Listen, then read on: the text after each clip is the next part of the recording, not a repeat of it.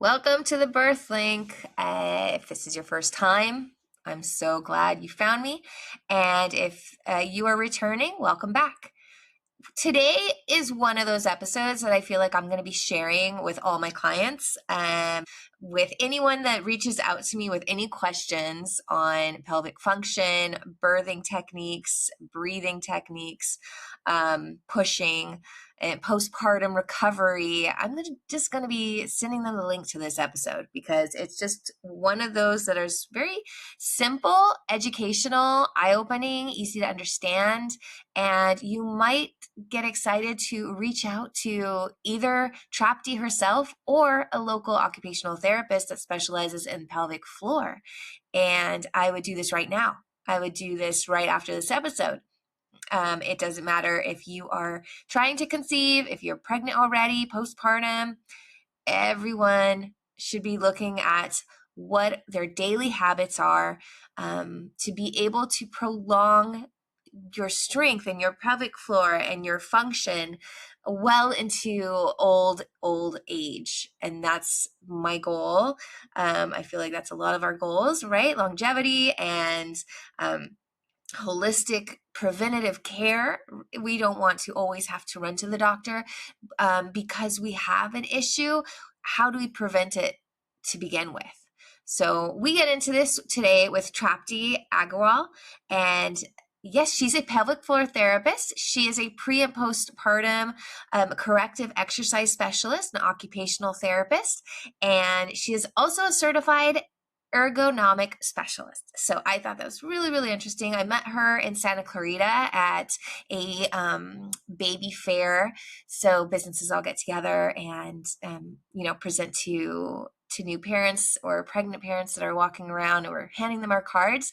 But we loved that opportunity to walk around to the other businesses. And it was, I don't always throw out the invite to come on to everyone, just a special few. And she was one that I was like, please come on my podcast, because you can just tell listening to her how passionate she is about this subject, about women and about our functional care and our lifestyle, helping either with recovery or preventative.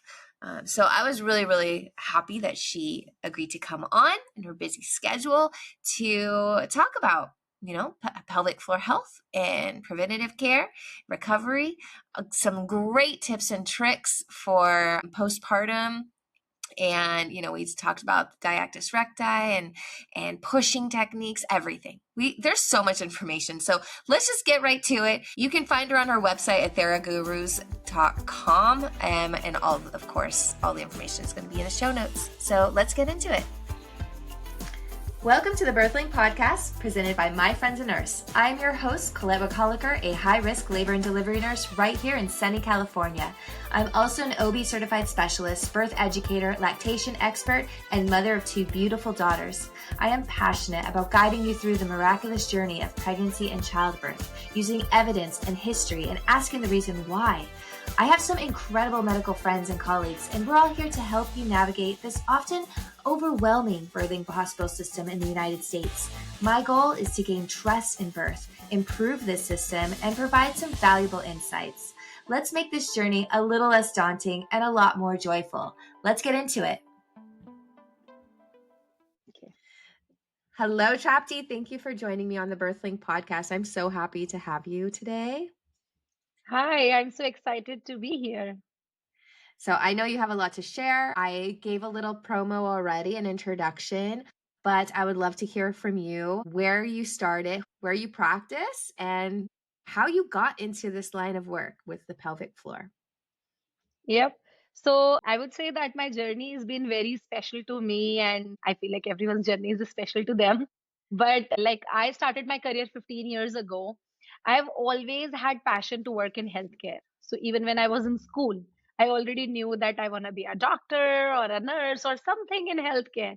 But I feel like that universe was always there to direct me in the right direction.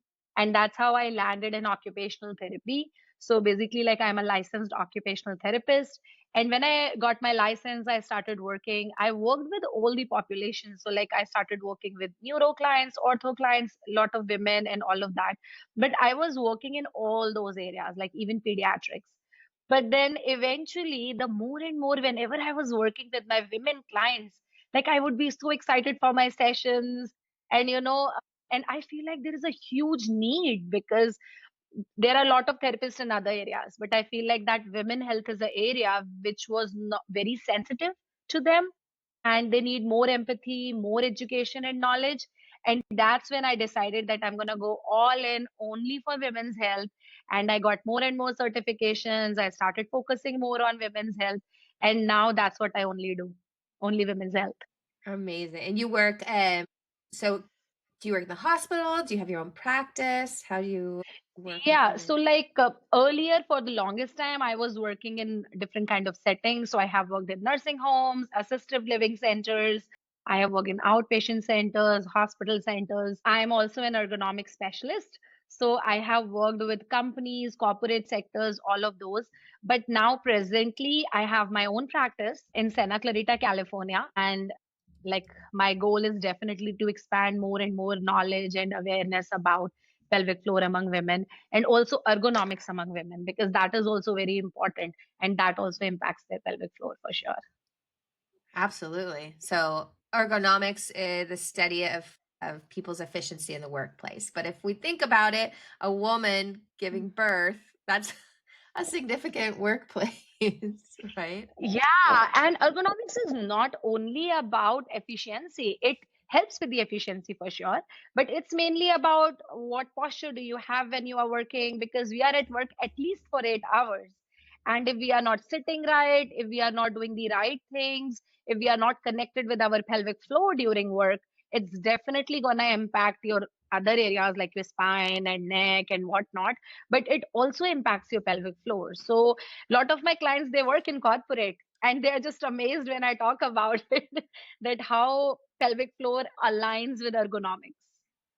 How we're moving our body on a daily basis or how we keep it still and in what position can affect everything. It's like, Yes. oh, we're doing it so subconsciously. We're not even thinking about it until our body maybe starts changing. So, as our body starts changing during pregnancy, and now we're shifting weight and we're having a position that we were so used comfortable in before isn't comfortable, so now we have to do it correctly. So that's something that you do. You work with women at that time to make it more efficient or safe.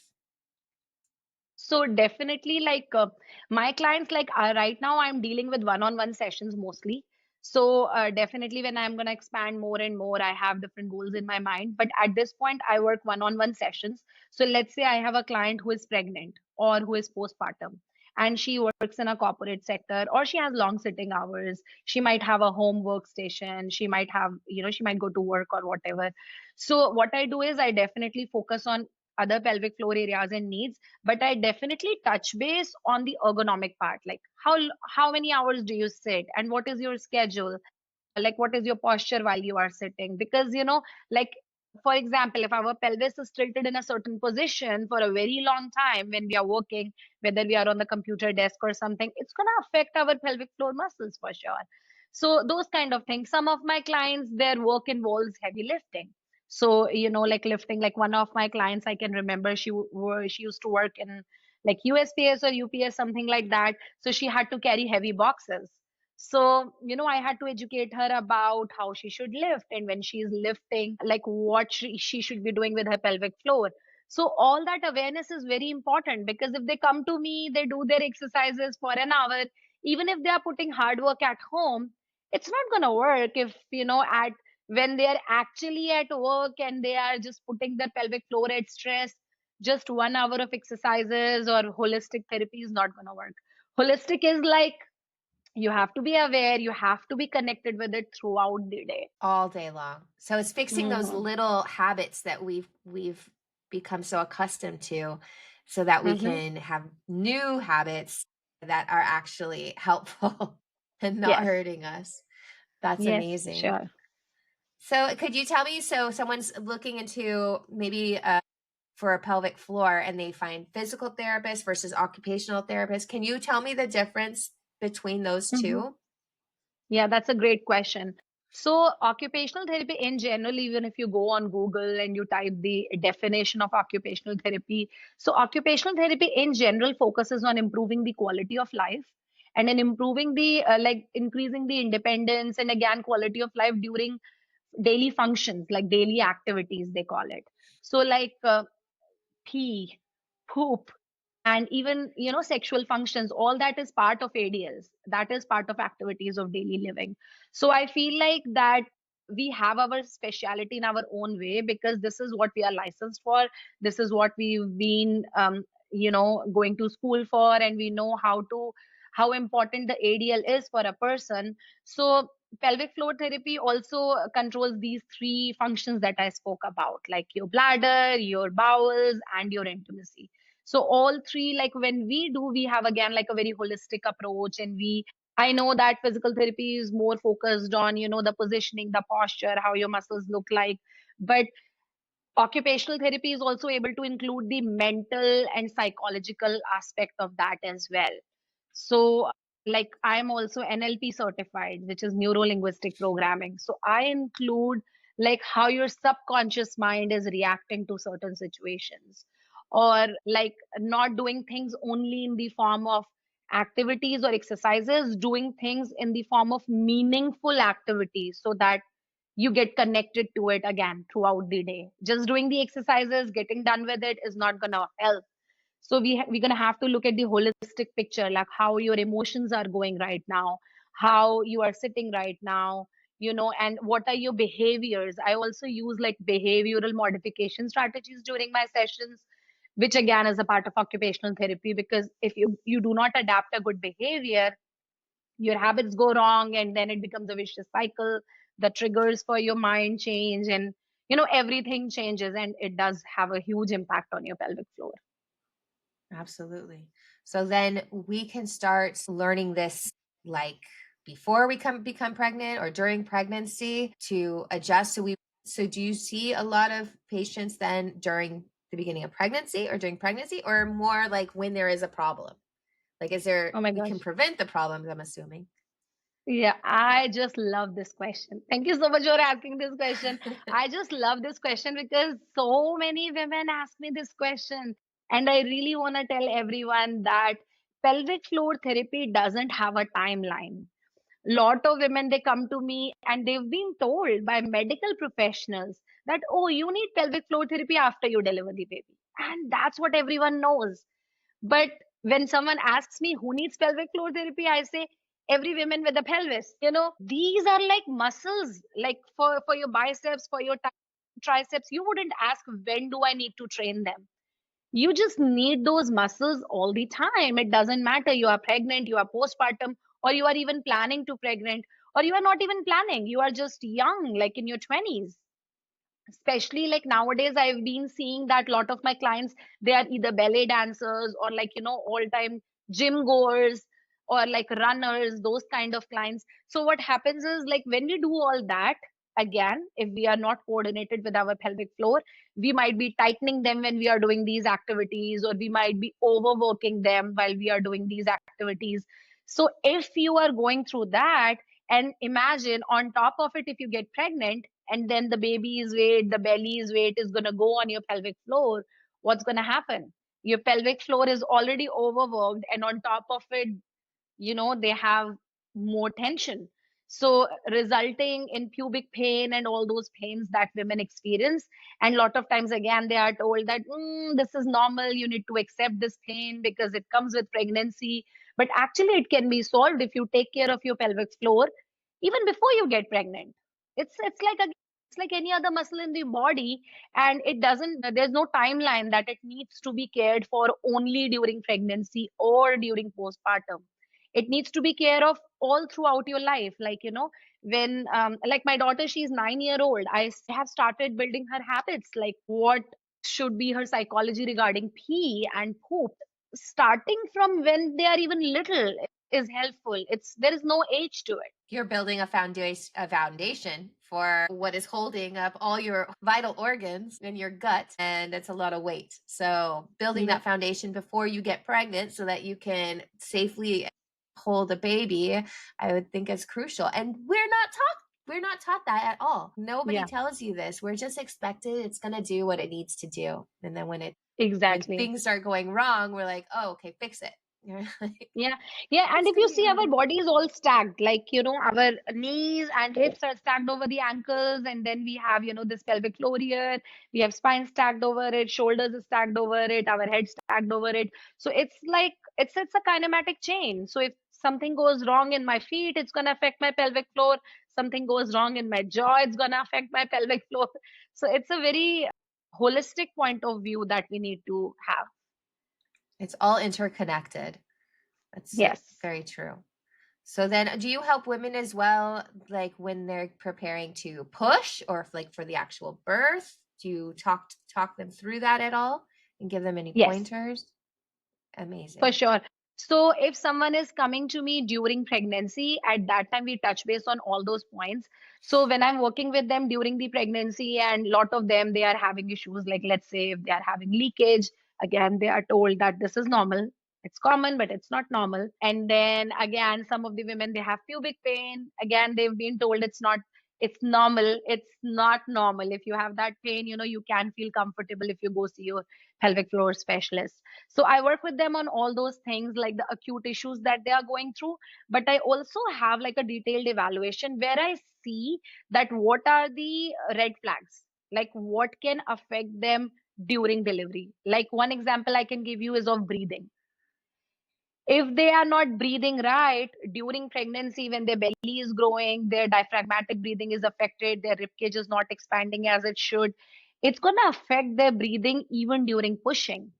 So I look for all those red flags already when I, evaluate them their first day. Doesn't matter what time during the pregnancy they are coming to me. And then I educate them from scratch. Like I treat them as they know nothing. And I'm telling you, a mom of three kids, and even if she has her fourth pregnancy and she decides to come to me, she's so naive. She doesn't know about anything. It doesn't seem like this is her fourth pregnancy. So, this is what I have learned over the years, that, every person, I treat them as they know nothing. And I cover what they should do during pregnancy to keep themselves comfortable, what they should do to prevent damage from happening during delivery and all that. And we also work on how to breathe during pushing, how to push so that you don't end up having prolapse. Because again, this is lately being very common that women in their late 20s or early 30s, they are delivering vaginal delivery, and during pushing, they are bearing down instead of breathing the right way, and they are pushing their organs down as well. So they end up having prolapse, So which is you're seeing more of that happening? yes, that's more Wow. happening. And I can kind of know the reason for that. I feel like that we are very conscious about our health now, right? All the girls, like they are into fitness and all of that. But again, they are going to the gyms, they are running out, they are doing all that they feel like is healthy and fit for them. But again, during all these exercises, they've not been told how to connect with their pelvic floor. Like they should release it, they should engage it, when to do what. So that connection is being missing, and there is maybe like more and more stress going on their pelvic floor. And then again, it's a vicious cycle. When they become pregnant, it's more stress, and then they end up making things worse instead of, because they feel like a lot of women, they cry to me when they come in their first session, and they are like, Trupti, you know what, like I was a very fit girl, very fit women, I don't know how this could have happened to me.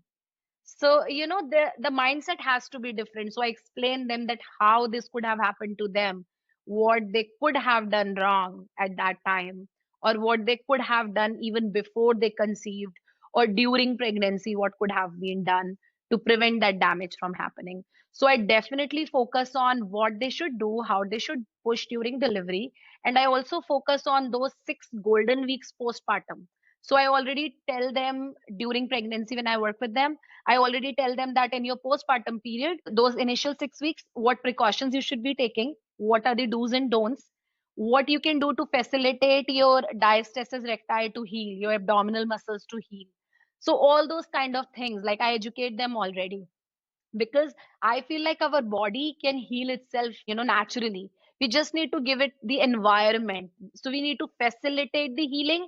Rest our body can do on its own. We don't need to actually do anything, to work on it. Just don't do anything to make it worse. Just let it heal. Give it that nourishing environment. Limit the stress, but give a good foundation and then nourish. I love that. Nourish the environment. What can you give us right now? A few tips postpartum that you would give, like educating them? Yeah, I'm sure sure. they're So, like interested. postpartum, number one thing that I tell women is do not go for any heavy lifting or workouts right away, because a lot of women, they're very ambitious and they feel like, okay, so now everything is done, baby is out, now it's time to lose weight. And they get so excited and they're like, let's hit the gym, let me do this, let me lift weights.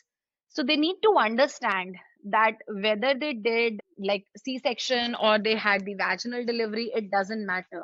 Whatever they did, there was lot of stress to their abdominals and to their pelvic floor muscles. So they need to take it easy. It's already a lot of change, psychologically, mentally, physically. Like, they are taking care of the baby, and, it's like they become like a machine where they're just feeding the baby, cleaning the baby, feeding the baby, cleaning the baby. So it's like it's already a lot on them.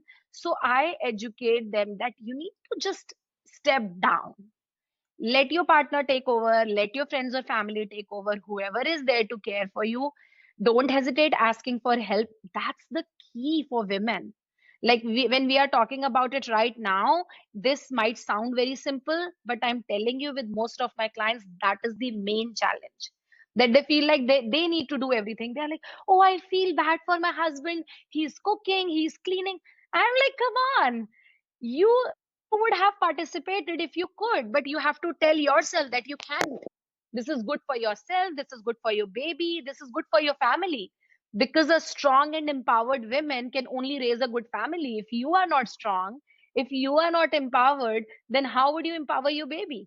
How would you empower your family? How would you nurture your family? So asking them to just take it, go for like mild walks around the house from 2 3 weeks, like you can start it from that time. If you are a c-section, you need to wait a little bit longer, because if with c-section, again, you have stitches that needs extra care. So you want to make sure that these stitches don't get irritated or anything, so you need to take a step back even more. So about 4 weeks, take it easy. Just take care of yourself, your hygiene, your self care, taking care of the baby, feeding the baby. Just take care of all those things. The other things, just take a break. And then also I educate them about the posture, because like they will be working with the baby, right? So feeding the baby, a lot of times the women, they do it like in a very awkward position and in a very awkward way. So that does affect their back, that affects definitely their pelvic floor as well.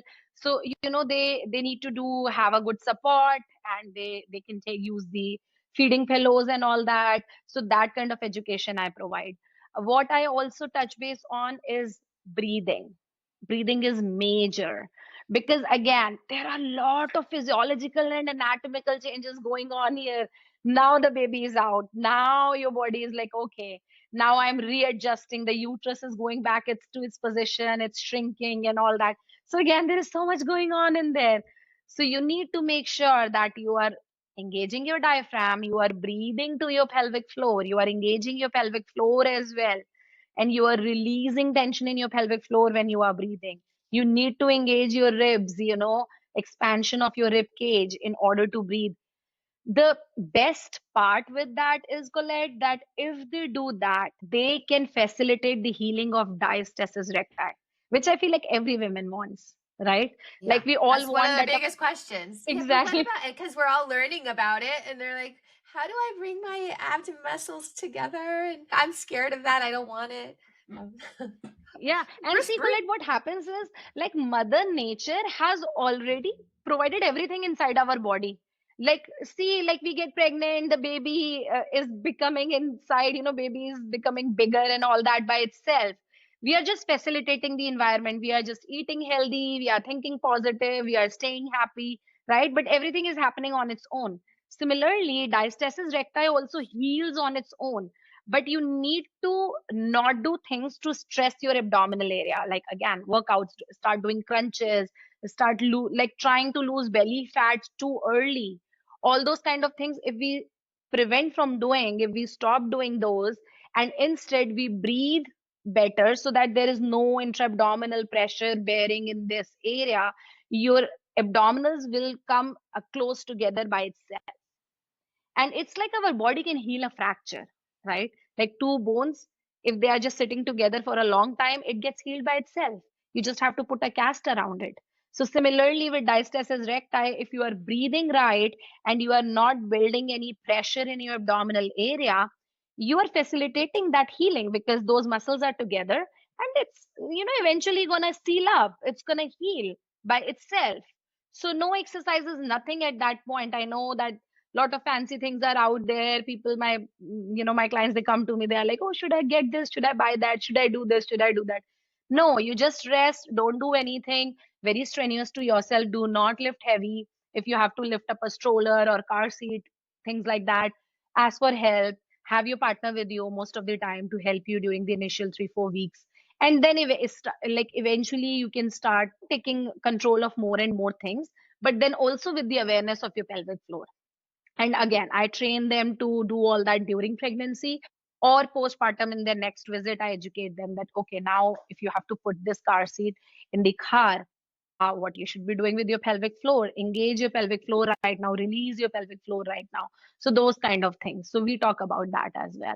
So initial 6 weeks, I call them the golden 6 weeks.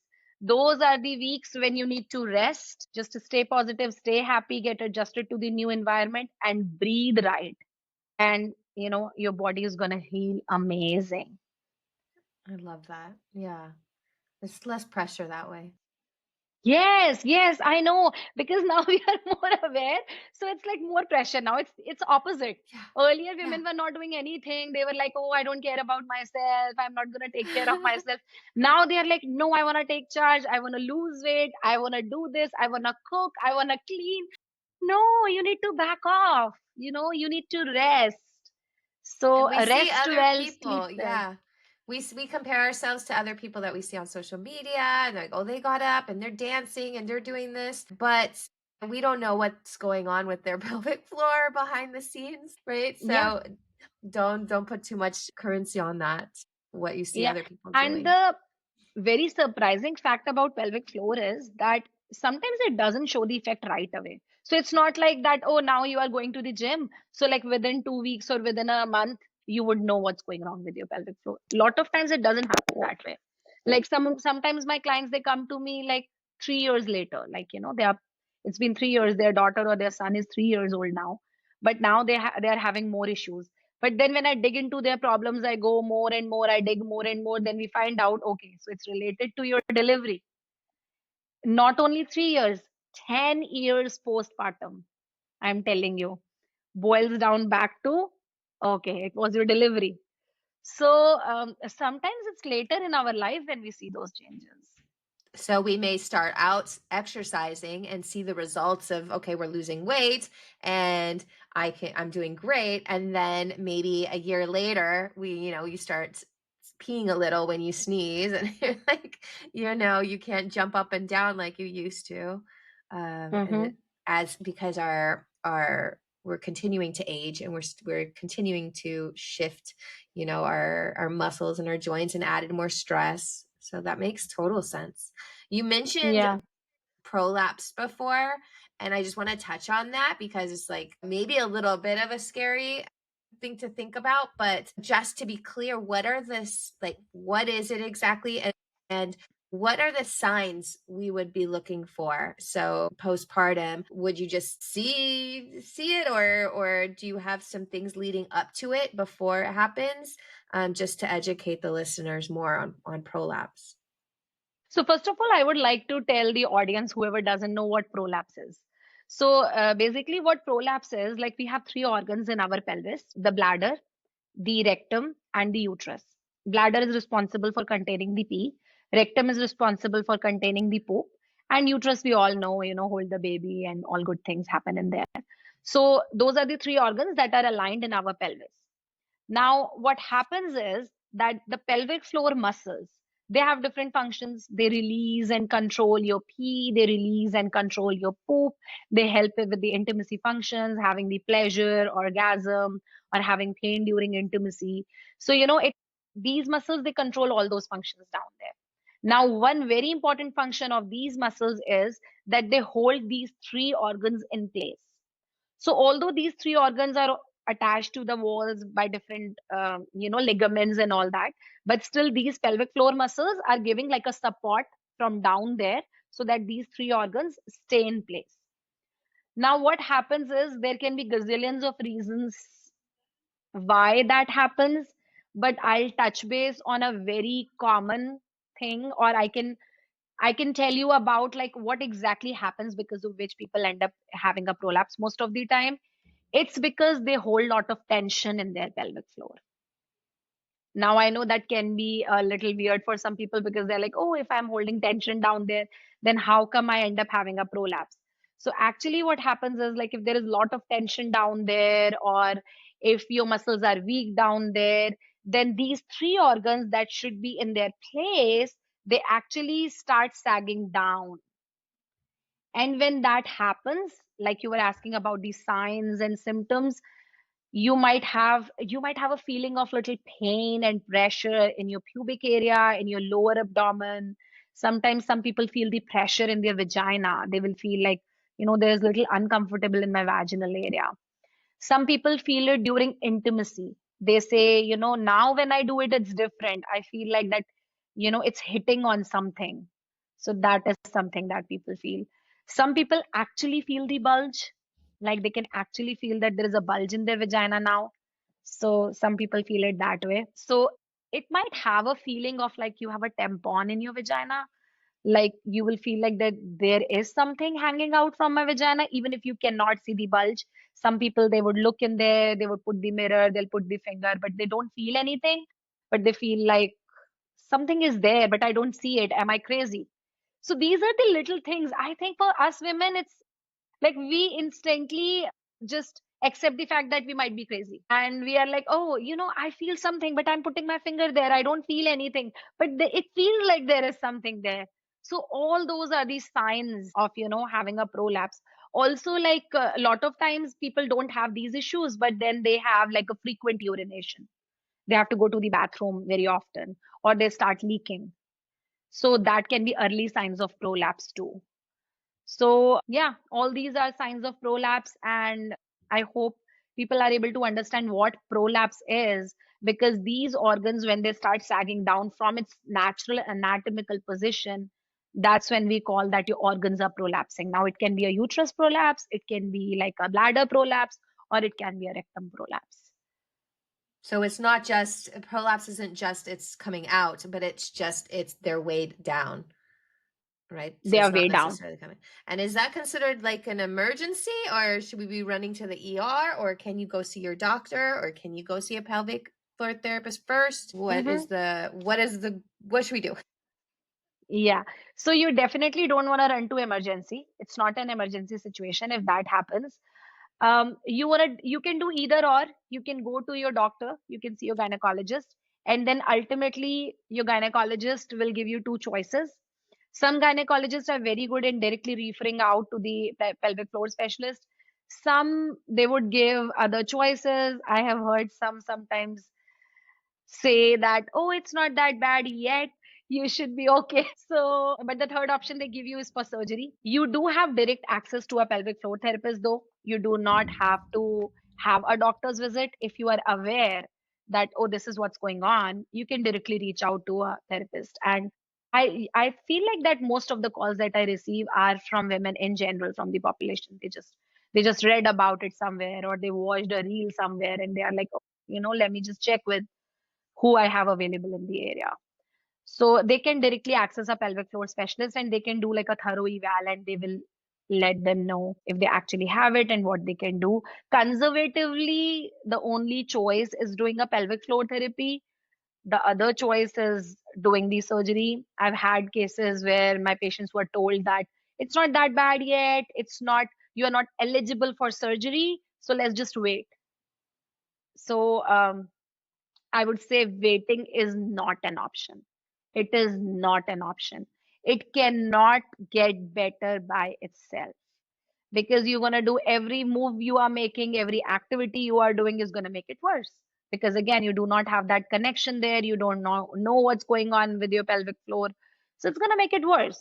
So definitely the best choice is going for a pelvic floor therapy. When it becomes like very severe, in those cases, I feel like overall in my career of 15 years, it has just happened once when I had to tell my client that, honey, I feel like that nothing is working down there. And she had like a huge bulge.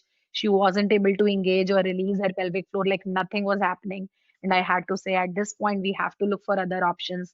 Like there are options of pessary and all that as well.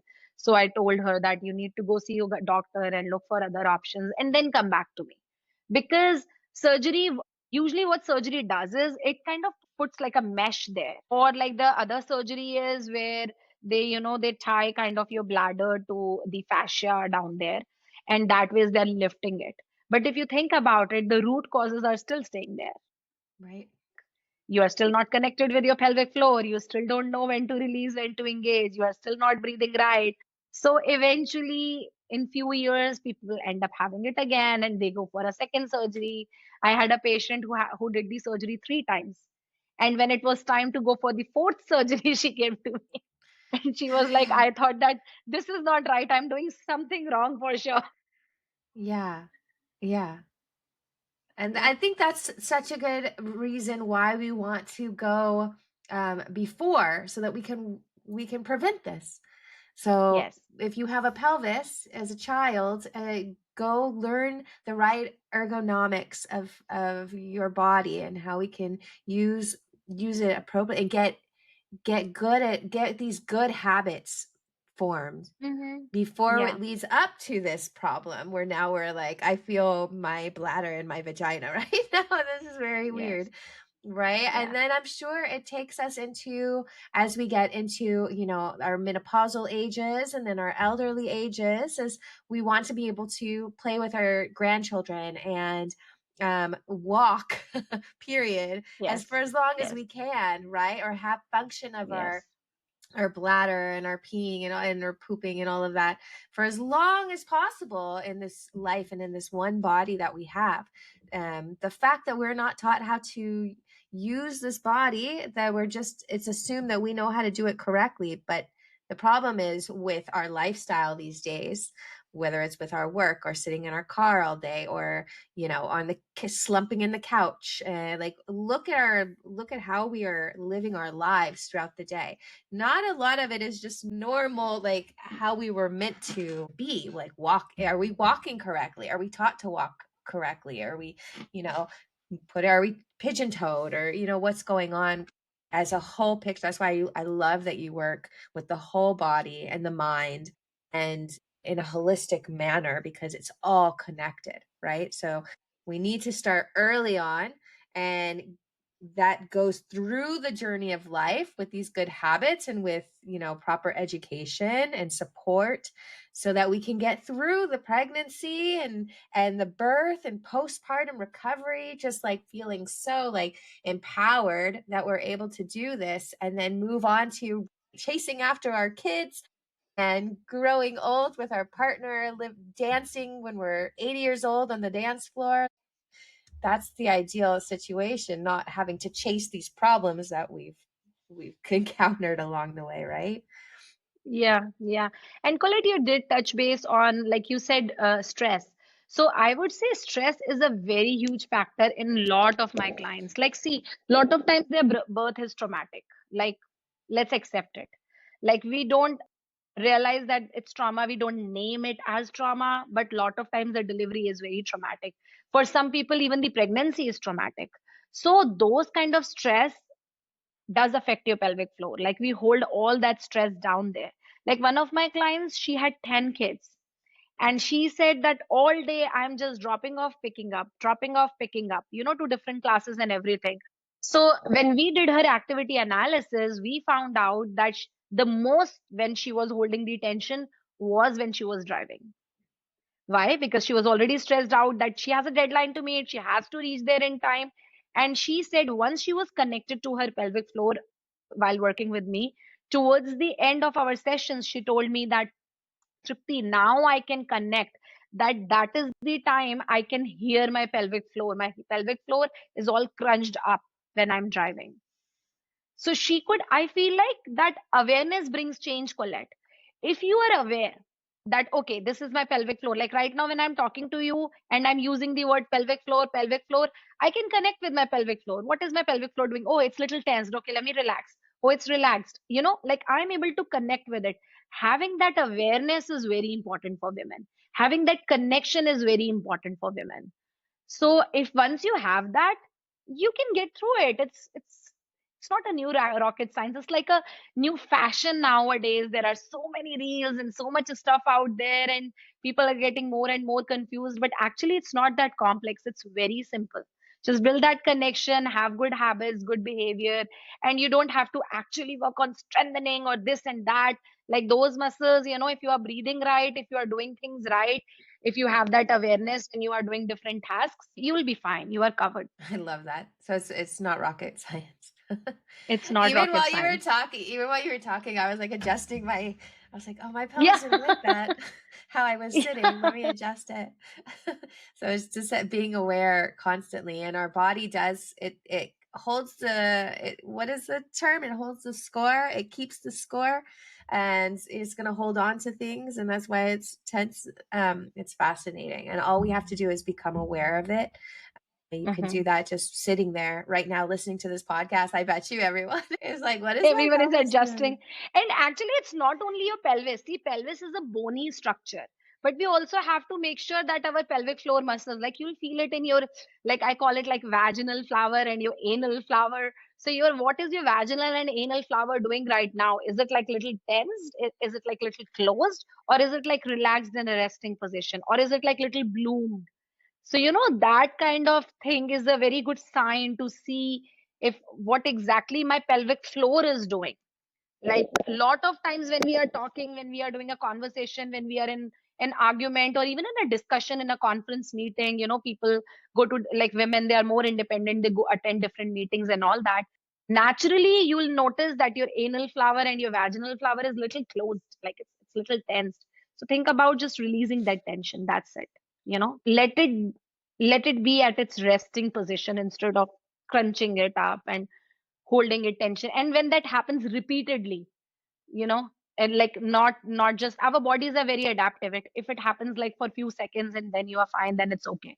But if you are doing it multiple times in a day and then keep going for weeks and months and years, that's when you start building more and more tension.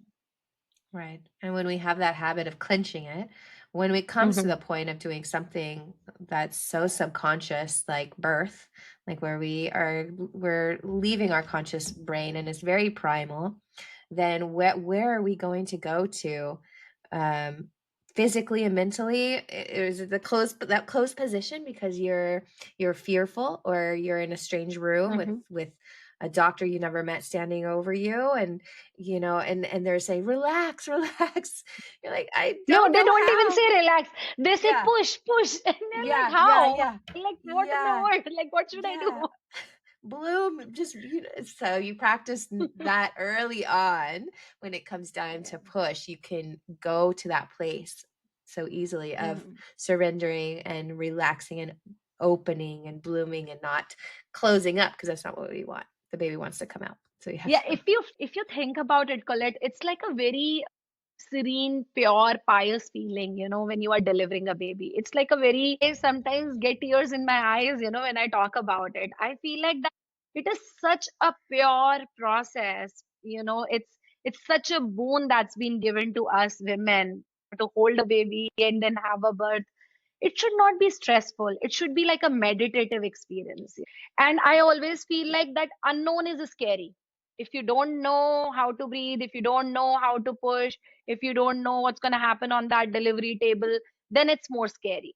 But if you work with your specialist during pregnancy, and I always advocate, I'm a huge advocate of working during pregnancy as compared to postpartum, because you can prevent lot of damage.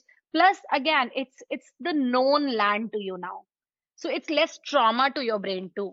So physically and mentally, both ways, it's much more better to work during pregnancy, because again, then you can actually enjoy the labor process. It's going to be painful, right? It's going to be painful. Come on, we all know that. But then at least it will be a known land. You will be comfortable. You will not cause damage, because there is a lot of perineal tearing happening when people don't know how to push. So all that damage will be prevented. You will have a good intimacy life with your partner even after having that baby, because you will still be okay down there. So it's, again, it's emotional, psychological, physical, at all levels. It's very important to take care of yourself during pregnancy as well. I love that. That's great. That kind of ties it all up. Trapti, where can our listeners find you, especially if they want to work with you? So they can definitely reach out to me either directly on the phone number that's provided on our website. They can go on our website, they can give us a direct call. The number that's flashing on our website is my direct line, actually.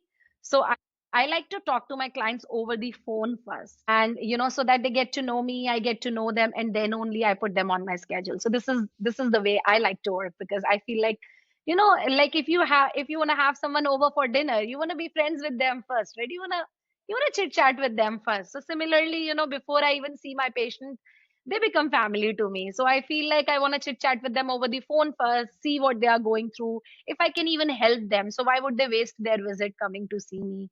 It takes a lot of pain. So I do a phone call. So the best way to reach out to me, I would say, is that just give me a phone call. It's completely free. It's a free phone consultation. I don't charge for it. And then we can decide, like, if they are appropriate for pelvic floor, like, then I put them on my schedule. My practice is at Lions Avenue in Santa Clarita, California. So that's where I practice. So, and we have like one-on-one sessions. Again, we have Instagram channel, we have like website presence, so they can find us from there. They can type Google. On Google, they'll be able to find us. My clients, they just love me, and I feel like that they have put so much love to me that we have got such great Google reviews as well. So they can, just read about that as well, and that ways they will feel more confident and comfortable in giving a phone call. I definitely provide one-on-one sessions in person, like long 1 hour sessions, but I also provide virtual sessions. So some of my clients, they are in Bakersfield area, and they feel like that they can't just, come every week or every 2 weeks to see me. So we do like a hybrid model where they come see me, and then few sessions we do virtually. Sorry, dropped my earphone there. No worries. So yeah, that's how they can find me. And like just recently, to just give back to the community, we have started some pregnancy classes. So women who are pregnant, and we are doing two kind of classes. One is pregnancy classes for women who are pregnant, and the other classes are for women who are elderly, never became pregnant, postpartum, whichever. So they can come see us. So that's like again a 40-45 minute class, and we touch base with everything. We like work on like a pelvic meditation kind of, we do exercises, we do breath work. So it's a combination of everything. So that is also a good way to at least take care of your pelvic floor if you are not ready for that one-on-one session, or if you feel like you don't need it, then still just being in the classes, you will be able to build that connection. That's amazing. I hope you can offer those virtually as well, because I think we can learn so much. I think we've learned so much today just on this call. Just to confirm, the website is TheraGurus. So Mm-hmm. I will have the link in the show notes, and then they can follow you on Instagram at Thera. So THERA_gurus, GURUS. So just to make sure that you know, TheraGurus is the name of her practice, and TheraGurus.com is the website where you can find her phone number and give her a call and learn about all the services that she can offer you and get to know and become friends. And I think we've become friends because I can see why they have left such good reviews. It's so thoughtful, so much information in a way that we can understand it and appreciate it, and so much hope that we can work to solve our problems. Sometimes we don't need to run to the doctor and surgery for everything. We can take autonomy over our own health, and by educating ourselves and changing our small habits. So Thank you so much, Trapti, for joining us today. You're welcome, Colette. Thanks for having me here. Thank you for listening to My Friends a Nurse presents the BirthLink Podcast. We hope you enjoyed today's episode and found it valuable. Before we go, a quick reminder. The information shared on this podcast is for educational purposes only and should not be considered medical advice. Always consult with your healthcare provider for any medical concerns or questions.